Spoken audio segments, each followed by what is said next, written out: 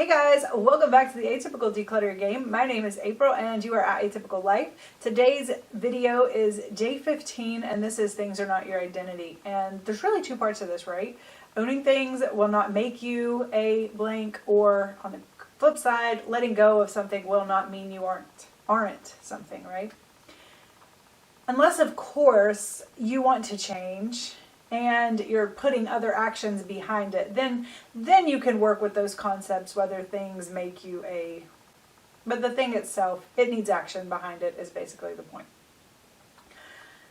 How long have you been holding on to items associated with something that you want to learn how to do? Oh my gosh, I'm the worst at this. Like, I want to know how to do everything. I'm totally a jack of all trades type of person.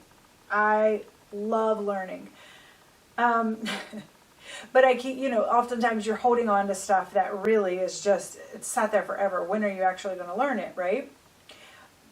Back in the holler that I crawled out of, we used to always say, take a crap or get off the pot. But we all do this, I think. We collect things with the intention to use them. Sometimes we collect things with the intention to learn a new hobby or skill, create a project. One of the hardest things for us to do is to let go of items associated with these ideas and these dreams before we complete them, because there's something inside of us that sees this project or skill as making our life better, or making ourselves better than we are right now, making us different than we are right now, some sort of improvement we're looking for. Ask yourself, dig into that for a minute. If you come across one of these items, ask yourself, what is that reason?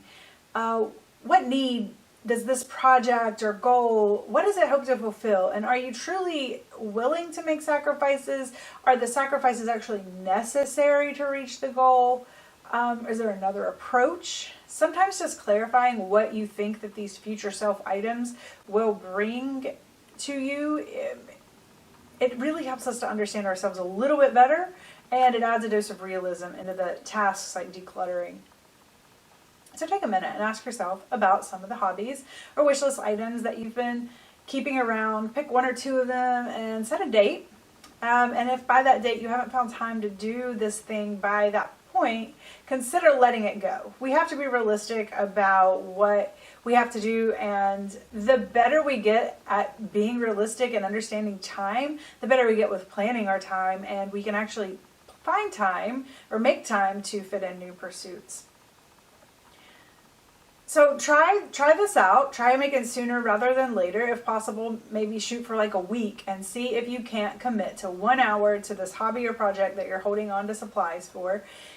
If you can't make time for it, and you don't anticipate any major changes coming to your schedule, it's probably better to let it go, or it might take a serious consideration of letting it go at that point. Okay, on the flip side of this coin, letting go of items associated with a past hobby does not mean that you're letting go of a piece of your identity. Your identity is in here. It's in the brain. It's in your energy. It's the culmination of your experiences. And plus the actions that you take in the present. So letting go of an item does not take away from your past experiences, but it does free up space and time to participate in your present more fully.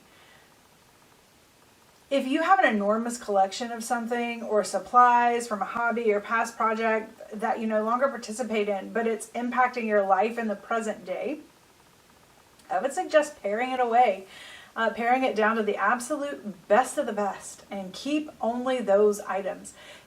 See if you can't find someone on the internet or in real life who shares this interest to take the lot of it. Maybe, I mean, that would be great. And then you can enjoy the space that it creates for the right now version of you, the who you want to be in the present, because isn't that really your identity?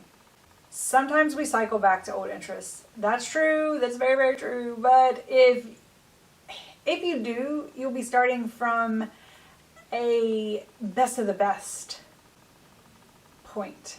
The skills that you have, the knowledge that you have, it's the best of your best already. The collection that you have, it's going to be the best pieces. It's the cultivated pieces. Curated is the word I was looking for. And you have all of that knowledge, all of those experiences of the past. You can fall back on that. And that doesn't go away just because the stuff went away. So the takeaway here is that you're not your items. Your items don't make you anything that you are not. So just holding on to stuff is not going to make you anything except cluttered. It will make you cluttered. But it's not going to make you anything you're not currently putting effort into. And you are no less skilled or knowledgeable about a particular area of interest. If you let your equipment go, you can always come back to it. You can always find new equipment. You can always look for someone who's in your position. If you start feeling nostalgic, you can maybe hook up with people in that area of interest and maybe see if they'll let you borrow or rent, so that you don't have to make that commitment and you can test it out again, test the waters again. All right, so day 15, 150 items. We have 10 more items here. Let's start at the top corner. These are all identity related items. So the very first thing, we have these lip balm molds. And like a few years back, I took this really big interest in like learning about DIY makeup, not makeup, but like different types of beauty products and just trying to get better ingredients in my products. And I did a lot of things. I never got around to this. And I still use some of the things I learned, but I just really had to come to terms with I'm not that interested in making lip balms, and that doesn't make me any more or less of a DIY beauty person. The other thing, we have the 3 books here. The one on top is really a very, very big social marketology. I kept thinking, I have a YouTube channel. I should really read this. I used to work in marketing. I should really, really read this book. I should.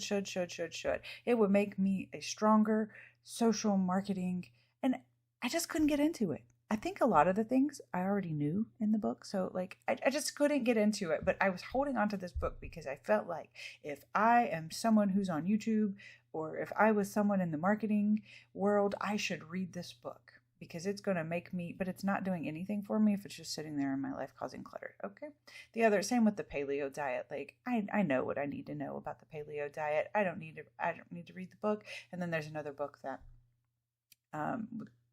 has content in it that I no longer associate with. Then like the sticker pads and the art, the little, I was like, every cool crafty mom has a stamp set, and like I don't have a stamp set. We never got around to it, and like, what am I doing? The same with the sticker pads. Now the sticker pads are kind of left over from COVID because during COVID we did have time to sit around and come up with like random extra things to do, but we don't anymore. We got practices and things that we didn't have at that time. So it's like, it doesn't make me any less of an engaged mom who's doing these kind of things if I let go of these products. And then the little French calendar things. One of my goals in life is to like get to a level of conversational French, but like holding onto that calendar, like I kept thinking, I'm going to go back and look at those and learn those. Though I'm not going to learn those phrases, and learning those phrases is not going to make me conversational in French. And the only thing it's really doing is just cluttering up my life and making me feel guilty every time I see them, Like I need to be doing something. That's all for today. Let me know if you have something that you're holding on to. I'm so curious. For me, it's everything. It's music, it's books, it's every project. I'm so bad with projects. Anyways, let us know in the comments what you're struggling to let go of that you just really identify with. And also, don't forget to post progress on Instagram at #A.Typical Declutter, and I will see you guys again soon. Bye!